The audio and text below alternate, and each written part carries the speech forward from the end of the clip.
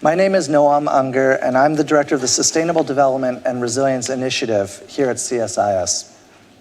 This session is focused on the overlaps and linkages between conflict and climate change in humanitarian crisis contexts, which is the theme for all of our sessions today. Across many parts of the Middle East and North Africa, climate shocks compounded with protracted humanitarian crisis and conflict continue to compromise vulnerable communities' lives, livelihoods, and opportunities. I'm sure we'll get into questions of how, in this environment, conflict-sensitive adaptation might be prioritized and funded to meet increasing needs and combat human insecurity. There is a significant demand for urgent attention to climate adaptation in the midst of conflict, but it's certainly not easy or straightforward. And as we've already heard this morning, it's important to just, in a community with so many people who are connected to humanitarian response, to acknowledge that this is a particularly laden and challenging time for the community on these issues, given the amount of need. And so it's particularly important that people are taking time out of their otherwise extremely busy schedules to focus on this issue of the connections between climate and conflict and humanitarian contexts. So this panel brings together experts on the regions and the nexus of climate and conflict and adaptation to discuss how to effectively coordinate a sufficient response to compounded crises across the Middle East and North Africa. We're fortunate to host 3 speakers with us today to discuss these issues. Each brings a unique perspective. Kieran Donnelly is the Senior Vice President of International Programs at the International Rescue Committee. He oversees the IRC's humanitarian programs in 35 countries worldwide. And Avril Benoit is the Executive Director of Doctors Without Borders, Médecins Sans Frontières in the United States, MSF USA. And Dr. Mohammed Mahmoud is a water resources management and climate adaptation policy expert and the founding director of the Climate and Water Program at the Middle East Institute. Mohammed has conducted water management research and work for the Middle East and North Africa region, including in the Nile River Basin and Saudi Arabia's groundwater resources, among others. Welcome to you all. I'll turn to each of them in the order that I just briefly introduced them so that they can provide some opening comments, reflecting on today's theme as it applies to contexts across the Middle East and North Africa. And then we'll dig into further questions and a conversation here among the panelists. And finally, we'll open up the floor to questions from the audience. So please think about your questions as we go. To our speakers, our in-person guests, our online viewers alike, thank you once more for joining us today. And with that, allow me to first turn to Kieran. Welcome to CSIS and to the Humanitarian Forum.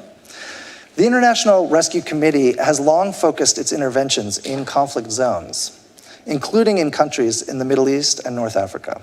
In your view, how have climate shocks across the region impacted existing humanitarian crises? And how does that link between conflict and climate play out? What does that mean for your humanitarian operations? Thanks, Noam. It's great to be here, and thanks to CSIS for organizing and for having us here today. This is perhaps the topic on the agenda of humanitarian organizations around the world, and something that's really important that we dig into and think about, not just the kind of high-level rhetoric that I think many of us have come to adopt, but also understand some of the practical implications and what we can do. How do we change how we work in response to humanitarian crises? How do we adapt to mitigate the effects of the climate crisis? Across the countries we work in, not just in MENA, but across the world, this has become an increasingly recurrent and prevalent theme for our teams. We see not just conflict, but a confluence of conflict and the impacts of the climate crisis and extreme poverty concentrated in an increasing set of countries that disproportionately account for levels of humanitarian need around the world. We've identified 16 countries globally that sit at the intersection of those countries that are most impacted by conflict and that are most vulnerable to the effects of the climate crises. In these 16 countries, you have 205 million people who make up 33% of those people who live in extreme poverty globally. They account for only 2.4% of global emissions, but they make up 9.4% of the global population. And importantly, from our perspective, in these 16 countries, there are 79% of the people who've been identified as in need of humanitarian assistance globally. So you really have this concentration of a humanitarian caseload in this set of countries. Syria and Yemen are the two that sit in the MENA region. It's obviously a broader set of countries than that around the world. And what happens, and what we've all kind of come to recognize, is this vicious cycle of interplay between conflict, which erodes political structures, which erodes social and economic structures, which leads to economic decline, political fragility, increasing vulnerability, which in turn is multiplied. People talk about climate change as a threat multiplier or a vulnerability multiplier. It's really both, I think, in my view, and further accelerates the impacts of conflict and economic and political decline on in these countries, and just continues to drive that cycle and makes it harder and harder for organizations like ours, like IRC and MSF and others here in the room, to be able to respond. In Syria, we've seen not just the impact of 13 years of war, which has degraded social structures, driven displacement, had a significant impact on the physical infrastructure of the agricultural economy, but that's compounded by declining water levels in the Euphrates Basin, by successive years of drought, which have made it all the harder for places like northeast Syria. Once the breadbasket of Syria, wheat-producing region that fed the wider region, where now, as of 2023, you have 69%, over 2 million people in that region living in food insecurity. This is what happens when you have protracted crisis, conflict, and climate change coming together. Similarly, in Yemen, where conflict has degraded in the same way the economy and social services infrastructure, and limited the ability for people to produce food. We have some of the highest child malnutrition rates in the world, where you also have the intersection of drought and the impacts of climate crisis. In a different way, in Libya last year, we saw the impacts of acute climate events with the floods in Derna. We were one of the first international organizations to be able to get a team into Derna. In Libya, you've got a different set of issues. You've got legacy of conflict and political fragility, which has led to a lack of attention, a lack of maintenance of essential infrastructure, further weakening the ability of that infrastructure to protect populations from events like the floods that happen in the wake of significant rainfall. So in different ways, both slow onset and rapid onset, we're seeing this cycle play out, not just in MENA, but around the world. From a humanitarian perspective, it's sitting at the intersection of two things. Global humanitarian budgets are declining, forcing prioritization of humanitarian activity, which means in many of these places, we're kind of being forced to pull back our core humanitarian work to focus on life-saving services, even as the need for more transitional programming, resilience building, adaptation programming becomes even more acute. And the global efforts, which are focused on unlocking climate finance, are predominantly favoring countries that are more stable. Mm-hmm. And so we've got this reduction of humanitarian effort forced by declining budgets, coupled with kind of a blank spot in the map of global climate action, where the places that need it most aren't being set up for success in receiving assistance. And hopefully we can dig into that a little bit more. No, that's exactly right. And I'm glad you turned to the examples of Syria and Yemen. And as Martin Griffiths had noted earlier, Syria he referred to it as a sort of a poster case for this nexus issues, but Yemen as well. And I'm glad you raised the issue of not just Derna, but even that whole sort of coastline in Libya, Derna being the most affected, given the infrastructure, crumbling. Avril, MSF is also well known for its work providing emergency medical support in some of the world's most challenging war zones. Could you help us understand how MSF is viewing the impact of climate on your work in conflict zones and what you and your teams on the ground are saying about the support that they need as a result of these impacts? It's so, I would say, heartening to see the journey that MSF has been on since around 2007 in different corners of our organization. There were a few of us starting to ask questions about should we be doing more to engage on this issue of climate change? Now we call it the climate crisis, and there are many other words to describe what's happening. And at the time, as an emergency responder, the feedback that I would always get is, Avril, all right, we can pre-position stocks, but we would do that anyway. We can develop more interventions for malaria because the map of where malaria or dengue or other vector-borne diseases will change, and we'll just do more malaria in those other places. When it comes to floods or other natural disasters, probably local emergency organizations and responders are going to be faster than us, but we'll just do what we always do. There was very little vision about how we should engage on this topic. And over time, what we have experienced, and I'd be happy to go place by place, a few places that I can specifically describe, including Somalia or the Sahel with malnutrition, we still get stuck in a question of attribution. So Haiti, we have gang violence and all kinds of violence in Port-au-Prince. When there's a catastrophic rain with the flooding of some of those bidonvilles, when you have a hurricane pass through and people are displaced and they're sheltering, and then match that with the gangs, how much do you attribute the problems that have been ever present in Port-au-Prince to climate crisis? Really? Yeah, of course I would, because I think it's important to at least acknowledge it. In Sudan, we are now struggling to be able to mount meaningful responses in 9 states in Sudan.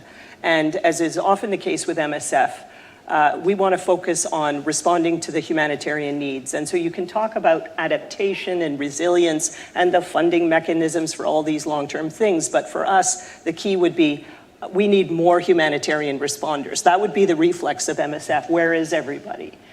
In those camps in eastern Chad, where you've got now 600,000 people that have crossed over from Darfur, for the most part, over the last 12, 13 months.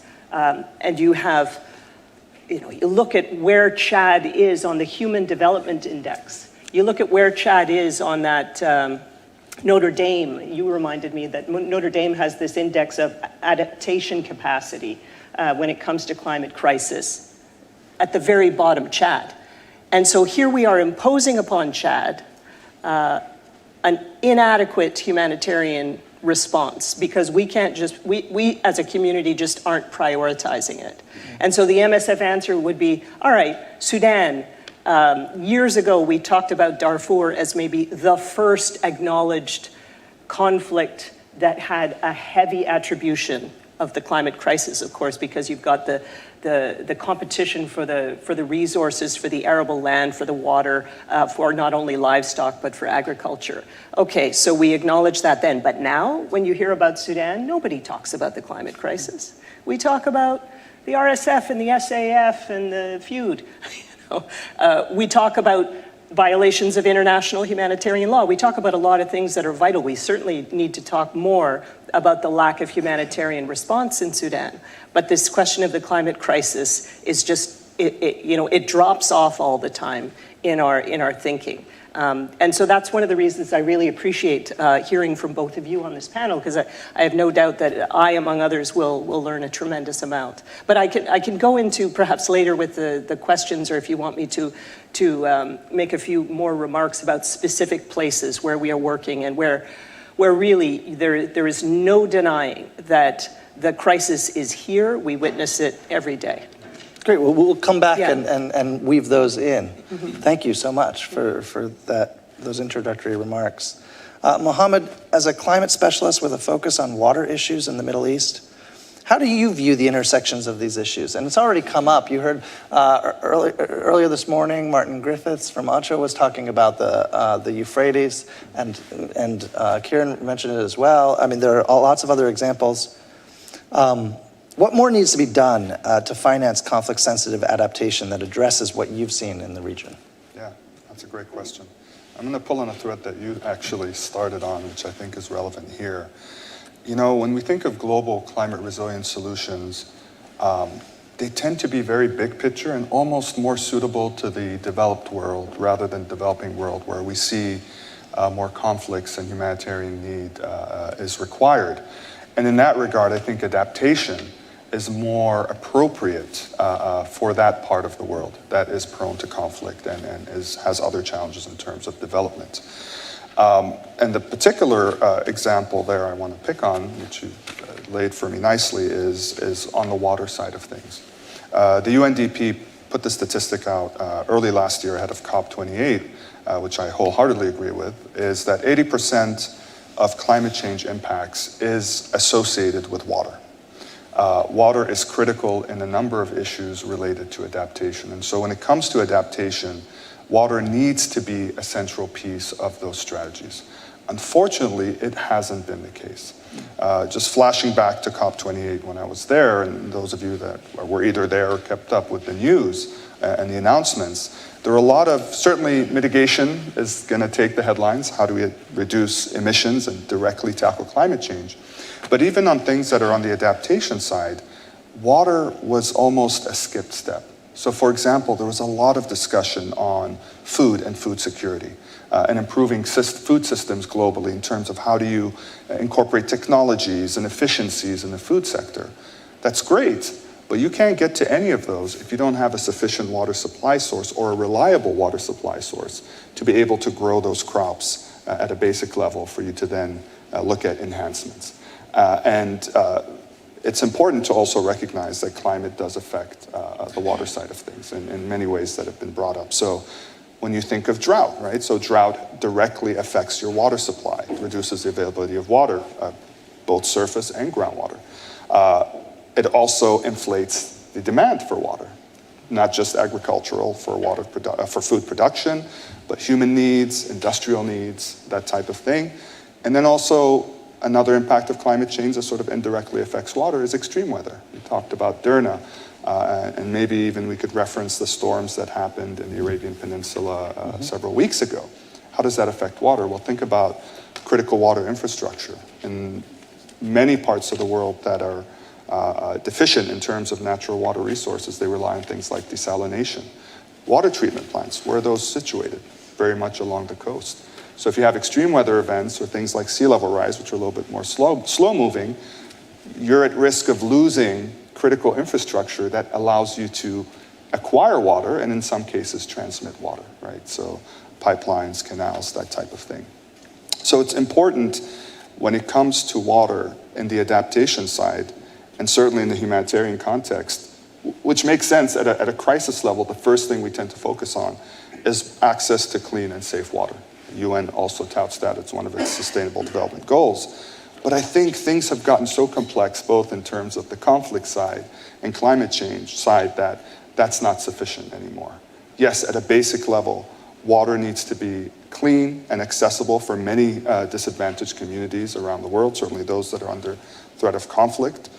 But there's more complexities we need to think about of, well, how do we provide transmission of water, which is sort of an access question. What are the supply sources, both conventional and non-conventional? These are things we need to think about on the adaptation side, beyond just access to safe and clean water, which is important. But it's gotten a lot more complicated in terms of the nexus of both conflict and climate in that regard.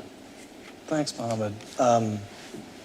You started a little bit by mentioning some of the discussions that were coming up at COP28. And Kieran, I know that IRC did a report in connection to some of the issues that were coming up at COP28. It was already mentioned in an earlier session that this past COP was the first time that at one of these COPs there was a dedicated focus on the nexus of relief, recovery, and peace. And so could you talk a little bit more about the report that IRC did in connection to these issues? Yeah, great. Happy to. No, really interesting to hear Avril talk about Chad and Mohammed talk about water, because it really kind of pulls a thread through. I was in Eastern Chad recently also and saw actually IRC and MSF teams working side by side providing water tanking, water trucking in Adre transit camp. But, you know, life-saving, as you say, but then the bigger questions of hundreds of thousands of refugees coming into an already water-stressed environment, being resettled and relocated into camps, on top of hundreds of thousands of refugees who've already been there for over a decade. You know, there's a water management issue there that's critical to humanitarian response. And at the same time as we're drawing wells to pump water out to keep people alive, we're also in turn contributing to the issue, which is something I think for us all to bear in mind. We really focused on COP. It was our first time to really make a big effort, and lots of questions, a bit like some of the conversations Arvel referenced. What's our role as a humanitarian agency going to COP? Do we have a seat at the table? Do we have something to say? And we felt strongly that we did, and I think some of the recommendations we put out in our report are the same priorities that we're pushing in follow-up to the commitments that were made, which are very welcome, but still remain a little bit at the level of rhetoric rather than real action. And so we focused on 4 priorities. One is financing, which of course always top of the list. You can't do much without money. Very much welcome the commitments that have been made on financing, and particularly the focus on financing to go for climate action in fragile and conflict-affected states. But we need to see real action in making that funding available, making good on those commitments. But that in itself isn't going to be enough. And so the 3 other priorities we've identified really help to then take those financial commitments and translate them into real action. One is around risk mapping. Huge advances in the climate data space in recent years, and in our ability to better understand and predict both slow onset and rapid onset climate crises. We need to be able to tailor that to the kinds of places we're working in, these 16 countries that are most affected, the parts of the map that are not covered today, and to be able to integrate that risk mapping into response cycles, into planning, so we can better tailor and better anticipate our response. Second, solutions. We need to scale up things that work and invest in developing effective solutions for areas where we don't work. Anticipatory action, something that there's a lot of evidence around in more stable settings, which has shown real promise in research that we and others have done in conflict settings, but we still haven't really developed a scalable, replicable model for anticipatory action in conflict settings, so something for us to take on. In Syria, and again, linking back to the water example, we've developed a series of citizen seed networks, agricultural cooperatives that are developing drought-resistant seeds and enabling people to improve their food security status. We're trying to replicate that in other countries in Pakistan and elsewhere around the world. Investing in solutions like these and then investing in taking them to scale is critical. None of this will happen unless we rethink how we deliver in these kinds of places. And that has to be more than just humanitarians coming and it's not a resource grab from the development sector for humanitarians. And it's also not a stepping back and saying, development community, you guys take this on. It's about thinking about a new way, a people-first approach to delivering in conflict situations. We have a global infrastructure around development financing that predominantly works best or is tailored to situations of stable, effective governments, and that really struggles to deliver in areas where, really struggles to think about how to deliver in areas where there isn't a stable and effective government to partner with. I know we're ranging a little bit beyond the MENA region in some of our examples here, but in East Africa, IRC is partnering with Gavi, another government-focused organization, to reach kids who haven't been vaccinated in areas where government health services aren't being provided. So we've reached 1 million children with routine vaccinations by investing in the humanitarian capacity of negotiating access with armed groups who control these areas to provide what's fundamentally a development intervention, right? Routine immunizations. Taking that kind of experience and thinking about how humanitarians can work in partnership with global development finance institutions, with local actors, including governments where that's possible. We're not trying to supplant governments, we're trying to supplement their efforts. I think building that kind of partnership in ways of working is critical to us being able to address this issue of the kind of pullback of humanitarian budgets at the same time as which we need to lean into development interventions in these situations in order to be able to mitigate the worst effects of the crisis. You've mentioned the pressure, right, that of essentially increasing humanitarian need, resulting in increasing demand for resources for sort of operational response on the part of humanitarians, at the same time that there's recognition of really a connected but broader or different agenda around anticipatory action and climate change impacts response layered on top, and how that's causing a bit of a gap. And so much of the resources that do exist for this are more oriented towards more stable country contexts. Mm-hmm. And you just said something interesting, which is you were saying, well, it's not about the humanitarian sort of community sort of rating development funds for this. It's actually often the concern is the opposite, mm-hmm. right? The concern is that, at least in the US context, for example, if you're trying to get money out of Congress for these issues. One of the easiest ways and most effective ways, seemingly, is to focus on emergency urgent settings, which often then is delivered, the resources are delivered through a sort of humanitarian funding channel.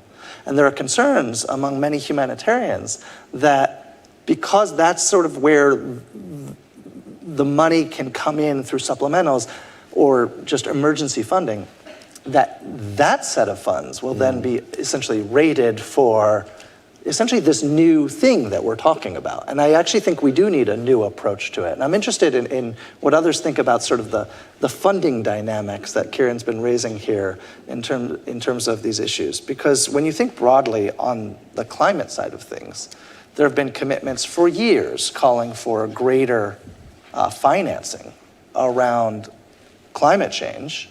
And those commitments have historically, not been met or slowly been slow to sort of meet the levels that are even envisioned, much less required. And they were also viewed as being supposedly half focused on adaptation and half focused on mitigation. And it's nowhere near that in terms of the balance, with adaptation being a much smaller share. And then when you think about that, mostly going to stable environments as opposed to these critical intersection environments where you've got conflict and climate and instability, we have a real problem on our hands in terms of how we're directing our funds. Avril, what are your thoughts on this? I'm sure you've done a lot. Yeah, so the US government does not fund Doctors Without Borders, MSF. And we're always worried, though, about the lack of funding for United Nations agencies that should be responding in places. And then we hear the moral distress of their staff on the ground who have only received 5 to 10% of the funding that they need to do a good job. And same with the international NGOs that are often our partners in places like this. The costs are enormous. Those camps in eastern Chad, not just the transit camp, but the place where UNHCR decided to move people before they even had water and sanitation set up. And remember, 80 to 90% I think were women and children. So you plump them in this, this desert land. You've got shelters for them built, but no water and sanitation. So we're all scrambling to do the kind of water trucking, which is incredibly expensive. Yeah. I mean, you can just burn through your budget with water trucking. You're building latrines that are not going to last because you've got tens of thousands of people that need, you're really worried about the sanitation issues. And you know also that this is a refugee population that is expressing the harrowing ethnic targeting. Most of them that I met, Masalit, they are afraid to go back to Darfur. They feel like those who attack them, that they call the Janjaweed, although rebranded more recently, are going to finish the job, come across the border. They don't feel safe. And we know it'll be a protracted refugee situation. This is going to go on for a long, long time, also because the peace process doesn't seem to be going anywhere in Sudan. And so the development organizations really have a role here. And yet they are having to take money from the budgets of projects that are more their long-term development projects when we ask them to come and work in this refugee crisis, this major humanitarian crisis happening in Eastern Chad. So I'm very sympathetic to this strain on resources, because even we, as MSF, in many places, we see that, if it's not in Eastern Democratic Republic of Congo, where you've got this full-blown crisis and a shortage of plumpy nut, and we're seeing more and more pressures and stresses that are leading to malnutrition. People are displaced multiple times in northeast and northwestern Nigeria. The rates of malnutrition that we're seeing are huge. And you would say, okay, is there a role for development actors in some of these places? Well, when there's a window, the answer is yes. We had a window after the earthquake in Haiti with the Build Back Better slogans to address a water and sanitation crisis. We saw that cholera was a huge problem right away, and here we are now. Whenever there's a big storm and lots of flooding, and the floodwaters don't recede, you get your asthma, but you also get the greater risk of transmission of cholera. And where did all that money go to address the water and sanitation needs of Port-au-Prince all these years later? You would think that the development organizations had a role there when it was calmer. I understand that now it's been harrowing, and you have to have a lot of sang-froid to be able to work in Port-au-Prince right now. But some of us are willing to do that work, and certainly that's where I would hope that the funding, even if it's not flowing to us, there's some potential for it to flow to those that are willing to do this hard work. The concept of a window when something grabs international attention does make me think back to the context even of Libya about 9 months ago. What was it, September? And it makes, I don't follow it closely, and it makes me wonder, how have we actually done with that window in the context of that conflict? I mean, has the international community and sort of the regional community and Friends of Libya and the Libyan sort of parties themselves taken advantage of the window that's provided in some ways by some urgent crisis that actually captures international attention in the ensuing months? Or have we also missed a window there? I don't know if any of you have a thought on that in terms of following on Derna. I was actually thinking of the previous question. That was where my mind is at. Oh, that's fine. But I'm happy to touch on that maybe afterwards. But I think there's an opportunity here, the point raised about insufficient funding and is it going to the right thing and the right needs. And I think in recent times, I feel like the lines have become very blurry in terms of the response either for humanitarian conflict-driven need or climate need. What I mean by that is some of the things that you address in either causes are almost similar, right? So looking at ways to provide adequate food, reliable resources, services, food, water, all of these things you can, if you draw away the cause, what you're doing is similar, whether if it's a climate adaptive response or a humanitarian need. So a part of me is thinking, and this was raised in, I think, one of the earlier discussions, the opening notes, is there a way to leverage some of these climate funding mechanisms to also indirectly, but really directly, address some of these humanitarian needs? And I think there's an opportunity there. I mean, again, COP28, there was a lot of money leveraged for climate financing. A good chunk, certainly, to mitigation, but some to adaptation costs. And the biggest, of course, that hit the news waves is the Loss and Damage Fund, first in Egypt, when it was a concept approved, and then now in COP28 in terms of more monies leveraged towards it. But the definition is still vague in terms of how the mechanism of implementing the Loss and Damage Fund is still to be determined. Yes, we know it's going to be housed at the World Bank, begrudgingly, the process to do that, but there's still a lot of questions on how that fund will operate, which countries it will go to. Once the money is in those countries, what will it be used for? Conceptually, it's meant to address damages of the past that are from climate, but a lot of those countries it's going to go to are also countries that are either experiencing or have experienced conflict, right? So there's and experienced conflict and are challenged by particularly weak systems of governance, correct, which is often a problem for the very sources that actually have the funds that want to inject. Exactly. So is there a way where we're solving one solution, one issue, but actually we're also solving another one in terms of the humanitarian side? And I think that could be a stepping stone to doing that. Can I come in this? Yeah, one? please. And, your question on Libya is a good one. It made me think. I don't have the numbers to hand, but my impression is the window closes faster ever in every successive crisis. And in Libya in particular, it feels to me like, and thinking back to my conversations with donors and with our team around that response, it was money made available in relatively modest amounts for immediate response, and then it went away. And Libya is back to being a forgotten crisis. And you spoke in your introduction about just how charged this particular moment is, but I think it's how charged the last couple of years have been of course, for people affected by crises, but also for organizations responding, right? Ukraine and Afghanistan and now Gaza and Sudan and Eastern Congo, and the caseload is growing. And it may be easier to fundraise for emergency funding, as you mentioned, but the humanitarian response to that too often is we get ever shriller in our advocacy for more funding. The needs are growing, disasters are happening, we need more money, and we keep asking in ever more kind of almost hysterical ways for more money, and more money isn't coming. And we have to then think about what does that mean for our efforts and really prioritize, but in a responsible way. Right? So we have to think about how are we delivering the most humanitarian impact for every dollar we're spending in these places. And we have to be clear about when we're deciding not to do things, what the implications of that are, and what responsibility we may have to partner with others and facilitate their work.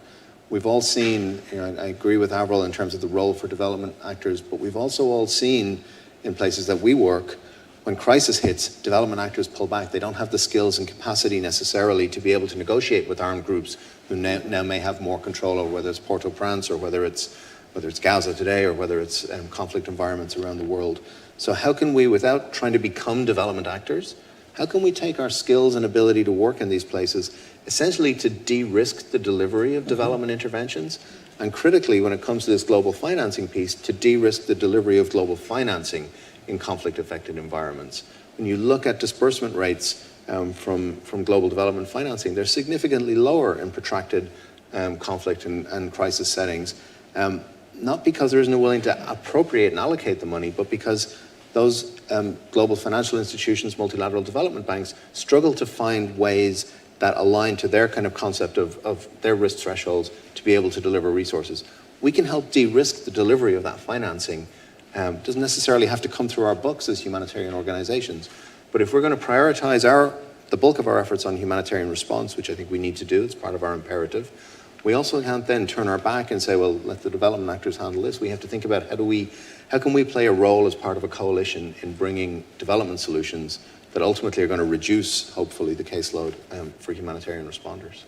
And there was acknowledgement even in earlier discussions this morning about how some of this is shifting, prioritization of anticipatory action, but in reality, the humanitarian community has actually done some of this for years and years, right? I mean, humanitarian organizations have been engaged in disaster risk reduction, have really thought about in anticipatory ways responses to displacement, other forms of anticipatory action, early warning. You were talking about even the sort of drought-resistant seed work in the Syrian context. What enables humanitarian organizations to prioritize that a little bit more and to do the work on the ground in these very difficult contexts? What is it actually like? What does it actually take? What does it look like? I think, so I mentioned solutions earlier, and I think that's a big part of it. I think investing in the research that will tell us how to adapt development interventions in an effective way for less stable environments is critical.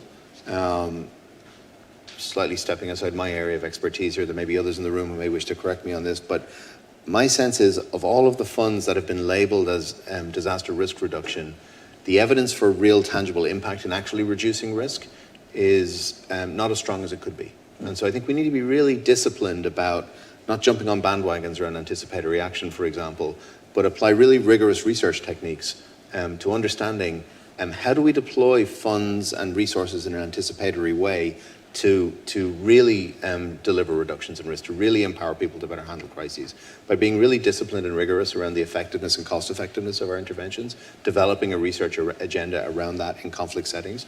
I think that's one really big part of it. The second, and I'll just have two, I'll let others come in as well, is I was in Somalia about 2 months ago in Puntland, which is an area where we and others are shifting our focus away from towards southern and southwestern Somalia, where the biggest humanitarian needs are. But very rightly, the government partners I met with there were saying, well, where's the support for us? We feel like we've done all the right things. We've partnered with you, we've enabled your work, we've facilitated things, we're putting in place stability. It's by no means completely out of the woods in terms of fragility as a region in Somalia, but there's a lot of good stuff in a place like Puntland that's at risk if there isn't some of this global financing and development action to come in and support as the humanitarians pull back and prioritize elsewhere. And so thinking about more coordinated action around that, I've heard that in Afghanistan that's worked reasonably well, as humanitarians have handed some funding over to development actors and so on.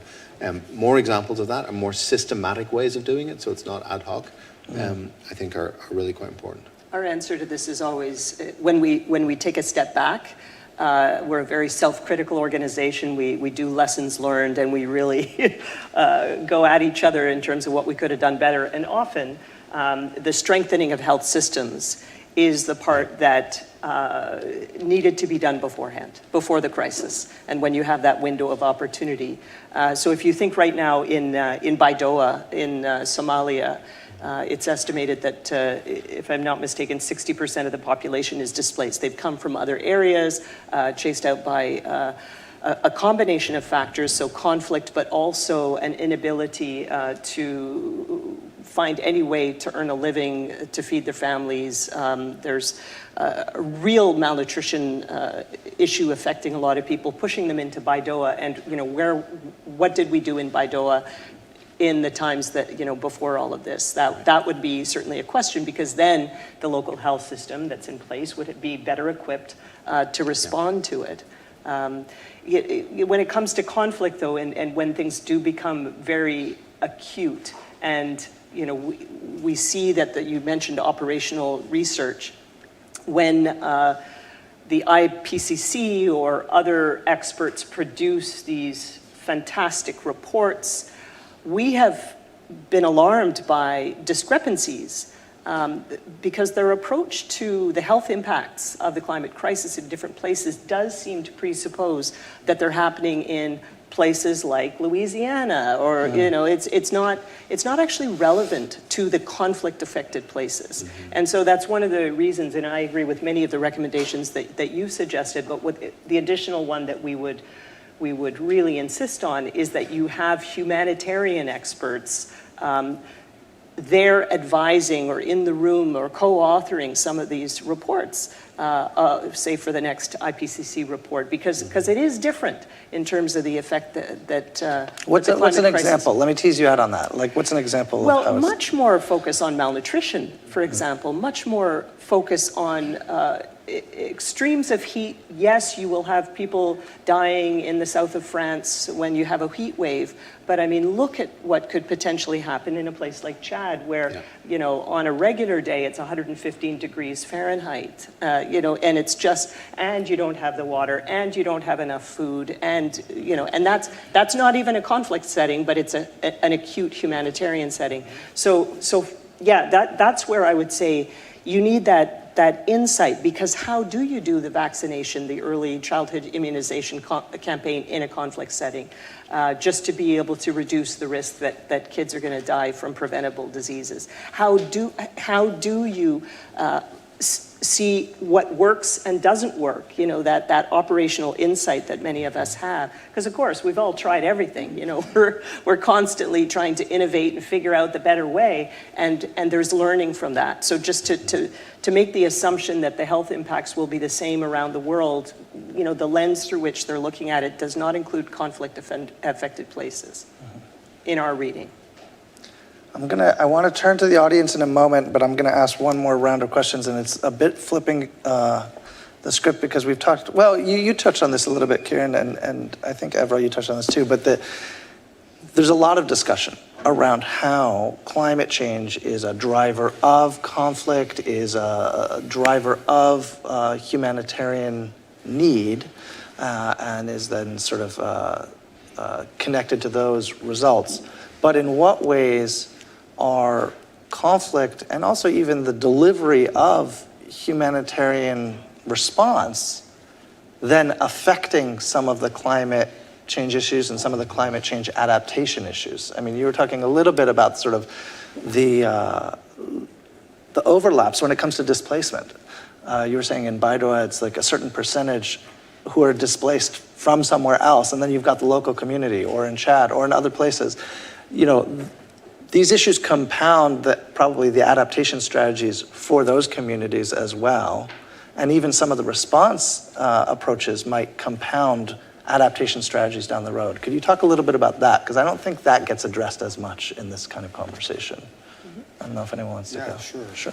So the way I view it, and excuse me if I'm naive in how I explain this in the humanitarian side, because that's not my area of expertise, but I view sort of the response, whether it's climate or climate in context to conflict and humanitarian need, it seems that first level is almost a crisis level, right? So the need is more acute. So there's very sort of fundamental, basic strategies to address those needs: immediate food, immediate resources, safety, public health issues, etc. And so those are sort of very targeted and I believe meant to be short-term, right? Relevant to the issue at hand.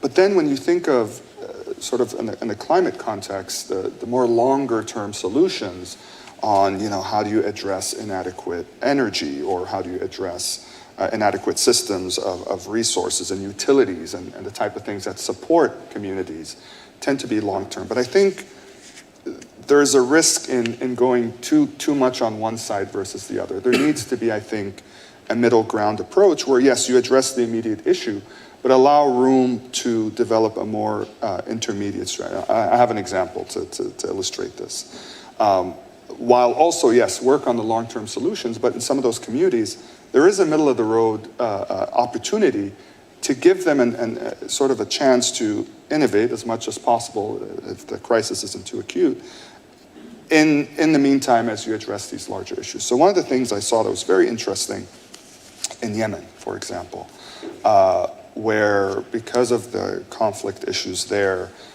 related to their, and this is a little bit stretching the adaptation terminology here, but inadequate or unstable energy system, right? So the government was only able to support the energy utility, to reach certainly so many homes, to provide as much energy on a reliable basis, only part of the day, et cetera. So it was very constrained. A lot of citizens in homes and communities, and certainly those even further out than the bigger city centers in Yemen, started to build and install, not build, but necessarily install their own solar panel systems. And in some cases developed mini grids among certain homes and communities. I thought that was absolutely fascinating, that was an adaptation response that was community driven.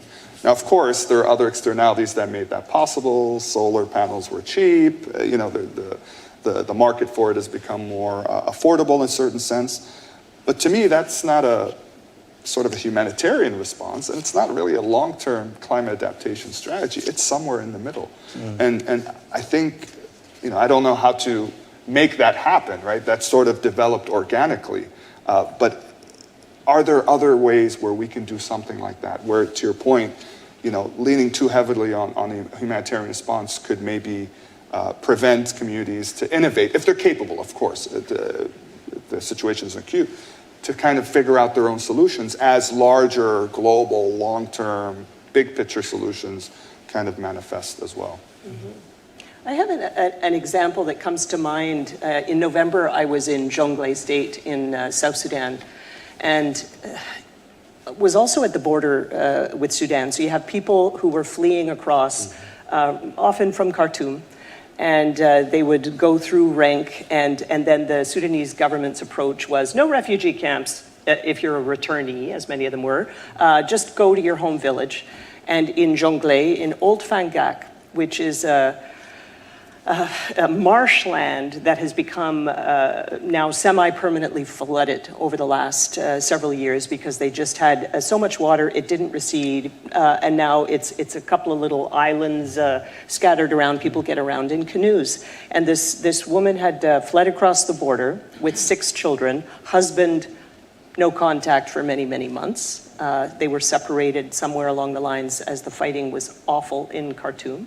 She is a returnee from South Sudan who has lived and raised her kids so far in Khartoum, very different lifestyle, and all of a sudden she has to go back to Old Fangak, which is the only place where she has any sort of notion of a relative, an older woman, her mother-in-law, and she gets there, And there's no food distribution, there's no nothing. She didn't get any cash assistance at the border because the line was too long. You know, just those classic stories of hardship for somebody who is forced to flee.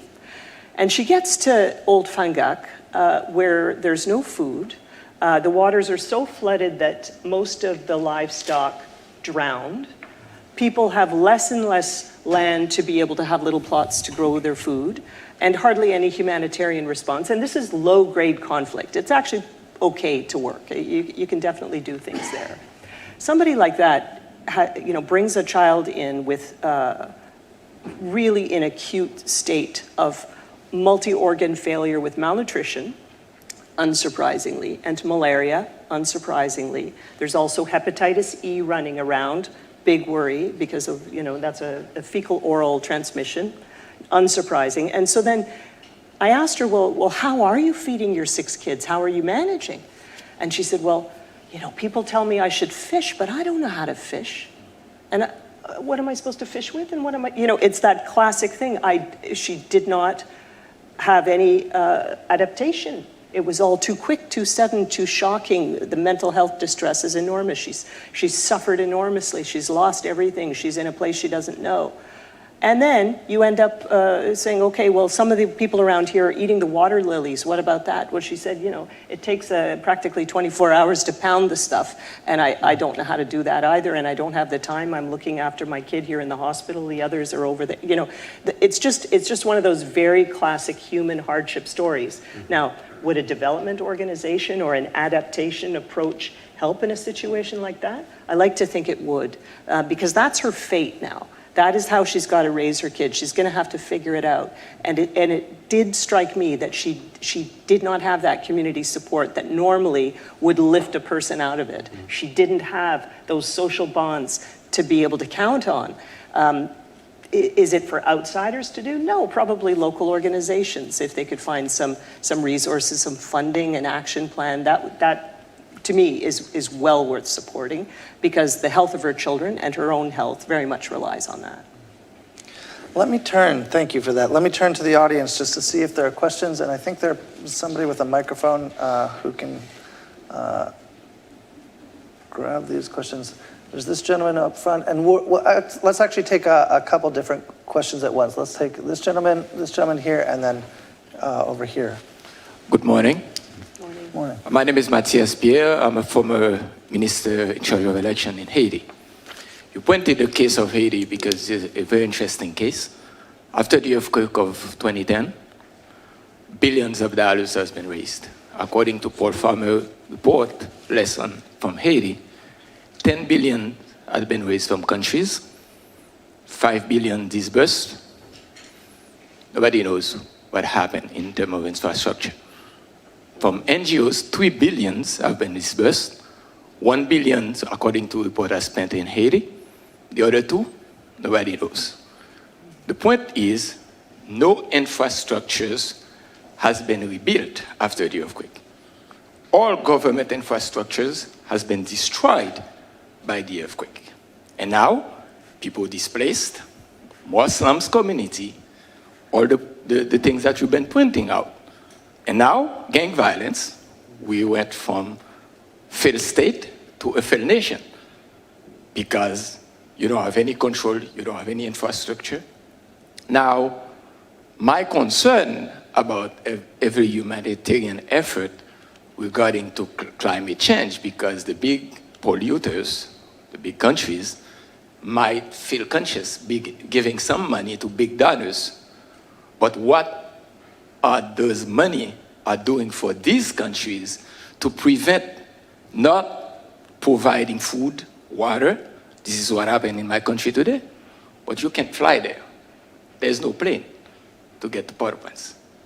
You can fly to Cape Haitian, an helicopter from Cape Haitian to Port-au-Prince, $3,000. Mm-hmm. So there's nothing. People are left behind, and the country is totally destroyed. While a lot of money has been disbursed, consciously, everybody feel good. We disbursed more than 12 billion to Haiti in 2010. But according to Paul Farmer, there's nothing that has been done. Even the National Palace is down. All the government headquarters are down. So how do you address challenge like that in other countries that might concern today? Thank you. Thank you, Matthias. There was one over here. Hello, my name is Ujjwala Pluri from Office of Green Trade at CBP, and my question Sorry, is... could you speak up a little more Sure. loudly? Hi, my name is Ujjwala Pluri from the Office of Green Trade at U.S. Customs, and my question is, given advances in economic geography as well as in remote sensing and satellite technology, how can we leverage these tools to assist in creating localized resource management sustainable systems in these communities? For example, like Chad has a completely different economic geography to, let's say, Yemen or to Indonesia, for example. Thank you. Thank you for that question. And then there was one more on this side of the room, and we're going to group all three, and then we'll come back to the panel. Thank you so much. Hello, my name is Lily Odenwelder, and I'm from Georgetown University. So I really appreciated hearing your discussion of prioritizing research as a way to maximize effectiveness in the case of limited resources. So my question is, what do you think the current state of the prioritization and the existence of infrastructure is for conducting research in these humanitarian settings? So, for example, are there any resources to figure out what the state of micronutrient deficiencies are in these types of settings? And then kind of any research into how interventions to increase intake of micronutrients, how they're working. But that's just an example. So. Okay, great. Thank you so much, Lily. Thank you for all of those questions. And I think there's one that really gets at essentially taking Haiti as not just about Haiti, but as an example of these contexts where potentially a lot of resource attention, a lot of investment, much of it difficult to track, some of it lost in the process, and then, several years later, just the country and the society sort of tearing apart. Clearly investments were not necessarily made in the right way, and with lots of implications for sort of governance, not just in Haiti, but the governance of how those resources are allocated and used across the international community. And then another question about essentially remote sensing and localized resource management, and another one on the sort of state of resources and structures for operational research, which comes back to a point that you were both making. I'll leave it to you just to see who wants to just jump in first on one of those, and then we'll make sure to cover all three, but who wants to jump in? Let's start with Mohammed, and then we'll turn to Avra. Can I jump on the data, because The research one? Yeah, I'm a scientist at heart. Please, so jump in that's on that one. Easy for me to answer. And it's a combination of actually the last two. The remote sensing and then the data for operational research. They're agreed, yes. I think inclusion of both would certainly help multiple efforts, just on a research basis solely, to support humanitarian needs, deployment of services, and there's a plethora of data they can access through that, either through remote sensing or ground-based data in terms of, and certainly you see that in many agencies and reports, in terms of availability of certain resources, human, natural, etc. Sometimes the barriers to that isn't necessarily insufficient remote sensing or data, certainly. There are parts of the Middle East, for example, in North Africa and the Middle East itself, where there is an absence, when you look at sort of a map of monitoring networks, ground-based monitoring networks, there is an area that's very sparse and compared to the rest of the world in terms of available monitoring networks data, real ground-based data. So certainly that's an issue that could be resolved, of course. Financing it is one way, but then there's also legal issues, right, where certain countries or areas or municipalities or governments aren't willing to enable those networks, monitoring networks, to exist on the ground for a number of political, legal reasons I'm sure you all can imagine. But there are other examples in other parts of the world where that data does exist.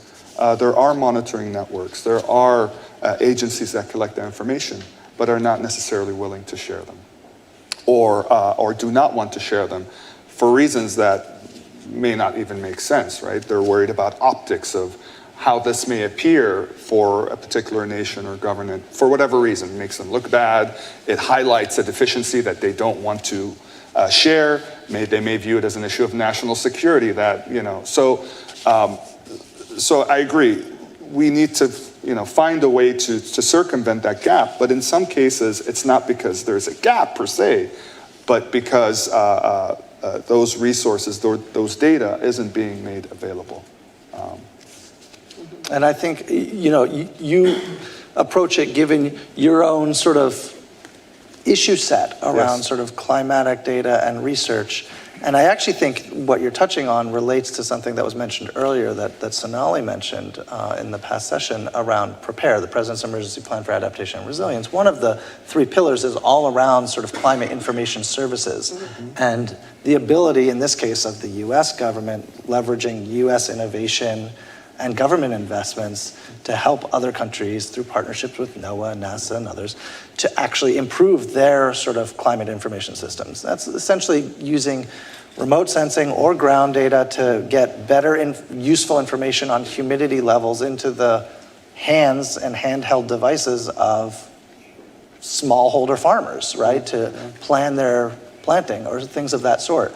I think that that's one way to look at the research question that was asked, but a different way is really on the operational humanitarian side of things, essentially issues around micronutrient programs and therapeutic feeding, and what's the state of research in connection to some of these issues? From where you sit, are you seeing sort of the appropriate investments in operational research to enable the community to deliver in a better fashion? Very difficult to do in a conflict setting. Yeah. For sure, you would want to be able to do screenings in the community, for example, for that kind of thing. But what we end up being able to do is give you the data of malnourished children that have come into our health structures, and that doesn't tell the whole story. When we speak of the looming threat of famine in Gaza. It's not like anybody is out. Not so looming, just present. But we don't. We see malnutrition. We know all the correlations are there, but nobody has actually done a malnutrition screening. So you get into the technicalities of these things. For sure, we would welcome. To your question, the multi-hazard information system that gathering will help everybody from the local actors to the internationals to be able to anticipate what we need to do. And that's looking at wastewater, looking at humidity, looking at all the different factors and giving us that direction in terms of where the likely risks are. And that would help enormously with the humanitarian organizations in conflict settings as well as in stable settings. That's because you can do it so remotely.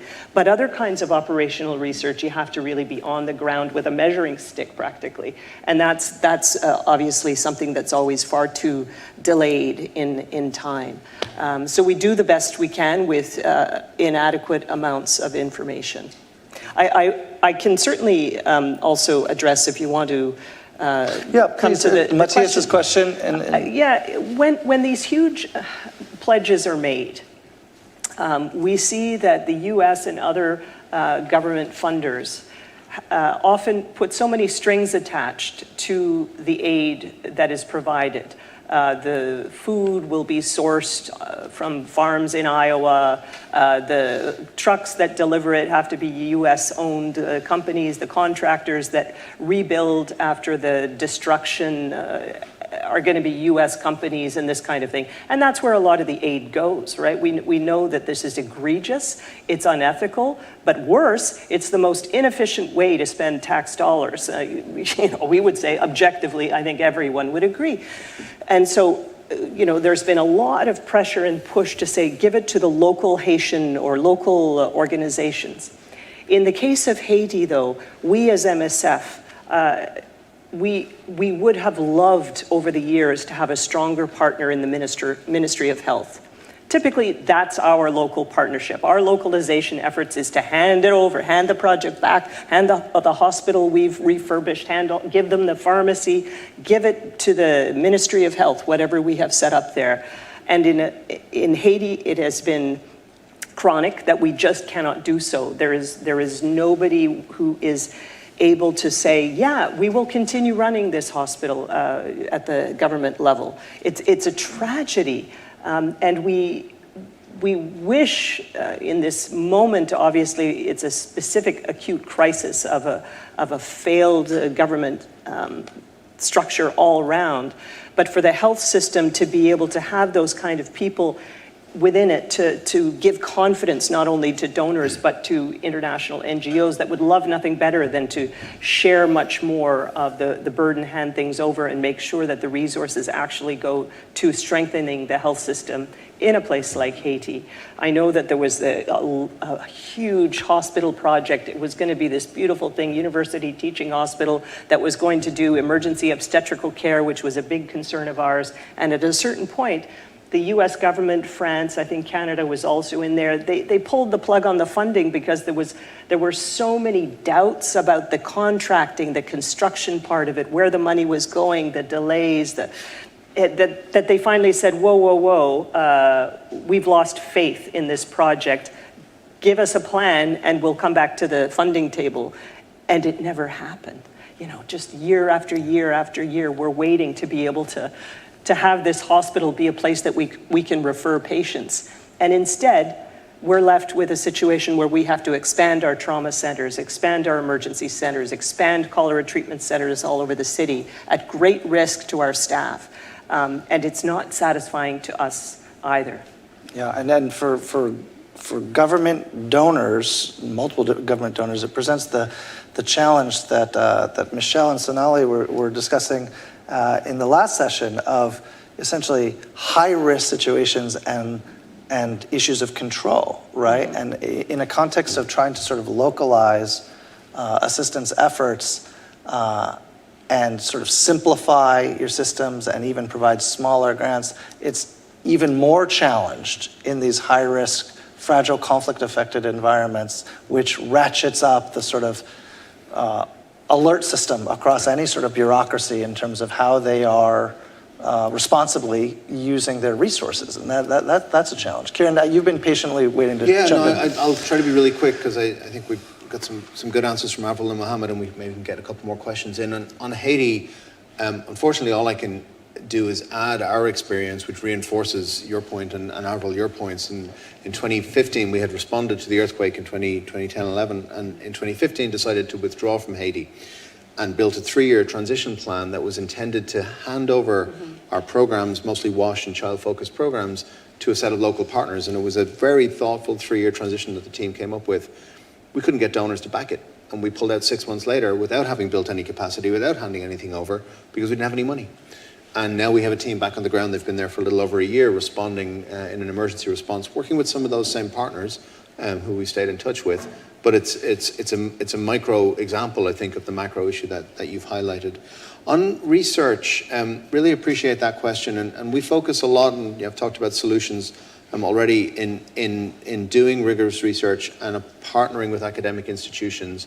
I think our working estimate, one of my colleagues in the audience will shout at me if I get this wrong, but is that IRC has contributed or led about 1/3 of the randomized control trial research interventions that have been done in humanitarian settings globally. And so I'm really proud of that. I'm really frustrated by that because it's nowhere near enough. One organization shouldn't be carrying that burden of developing effective solutions across the board. And the map of interventions we've been able to cover with that. You mentioned micronutrients. We've done some research on combined and simplified protocols for malnutrition treatment, for example. That's starting to drive change in the sector that will ultimately save the lives of millions of kids. But there's a huge array of interventions that haven't been subject to that level of intervention. So more funding is, the infrastructure is there, more funding is needed. What's critically needed is more focus on the uptake of research evidence as it becomes produced, because we're still a little bit too stuck as a sector in our kind of proprietary, like it's our research. It should be everyone's research, right? And we need donors and we need implementing organizations to be much more open to thinking about how do we adapt the way we work. We're all proud of the programming models we have, but but we all should be open to the fact that they can be better and they can be improved if we can learn from the experiences of others. So thinking about the infrastructure, not just for the conduct of research, but for the uptake of research is, I think, really critical. And then really briefly on the data technology question, I think in addition to what Mohammed said about kind of the connection between, let's not fall in love with the technology. Let's think about how the technology can be connected to local knowledge, wherever that can come from. In our anticipatory action research in Nigeria, we partner with the local meteorological institute so they can help us interpret data that's coming from technology. But then we also have to think again, this uptake question, how are we using the data? How are we integrating into our planning decisions at different levels for the kind of risk mapping stuff I spoke about earlier, or to be more climate sensitive, to your point about how humanitarian response can exacerbate crisis. We've gotten somewhat good as a sector, room to improve on conflict sensitivity, but a long way to go on building climate sensitivity into our program designs. You know, we publish all of our research if you look in the search bar, MSF Science Portal, all of our field research, operational research, and you can look at the methodology to see how we did it. Now, for the sake of conflict, climate, I don't know that we necessarily have papers on that, but when we're partnering with an academic or research institution, and maybe it's going to get published in the Lancet or whatever, or a publication that has a firewall, we insist that it'll be open access on that website. And it wouldn't surprise me if you were to survey the research over the years that there'd be a lot more operational research in connection to climate change and climate change adaptation issues. There should be, I would hope. Yeah. We have time for one last very quick question that is at this. Your question needs to be at the heart of, because it's our last one, of this sort of climate conflict humanitarian nexus. You've kept your hand up while I've been giving all the caveats, which means you've got that question. Yes. I lead the Famine Early Warning Systems Network program at USAID in the Bureau for Humanitarian Assistance, FuseNet. We've heard already that humanitarian needs are rising, budgets are decreasing. In FuseNet's analysis, conflict is the #1 driver of those humanitarian needs, followed by and or intertwined with climate. We do see a lot of good programming as it pertains to climate change adaptation, mitigation. We've got big, there's the Prepare, USG-wide Prepare approach. There is USAID has its climate strategy. There's a lot of programming going on the ground.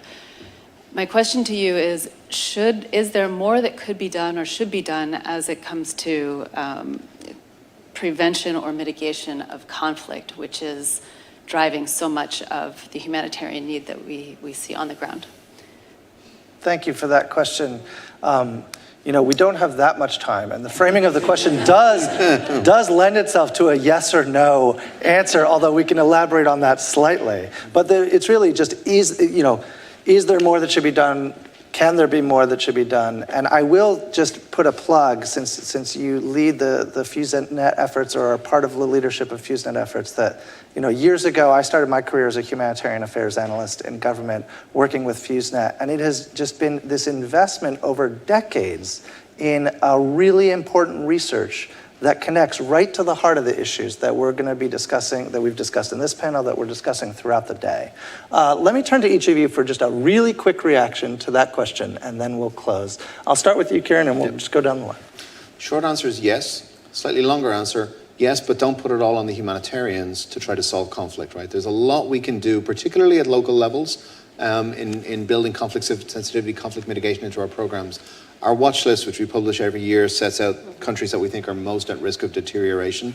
Last one focused primarily on intersection with climate, among other things. But over the last number of years, we've identified the absence of systematic efforts to bring about conflict resolution from a political and diplomatic level. We've seen this playing out in Sudan right now. We're seeing it playing out in Gaza right now. We're seeing it playing out in countries around the world. And so the answer is yes, more can be done, more should be done. But it's not necessarily on people on the stage here or many of the people in the room. We need to be putting pressure on the people whose job it is to actually solve conflicts. Yeah, we try to stay in our lane as a medical humanitarian responder, and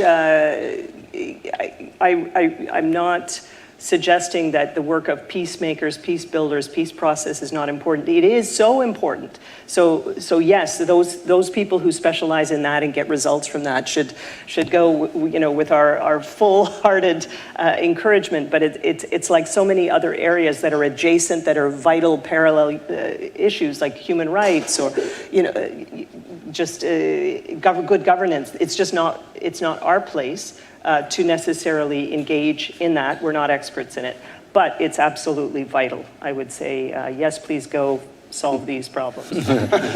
Mohammed? I feel like I should have went last with that. That's a great, maybe I'm more of a PS after what you just said, but I agree. I think we've come to a point where there's a lot of research and organizations that do a lot of work to study these issues before, conflict in very rare cases just happens overnight, right? There are brewing circumstances that lead to these issues of which people like us then respond to, right? We're more of a response than a preemptive.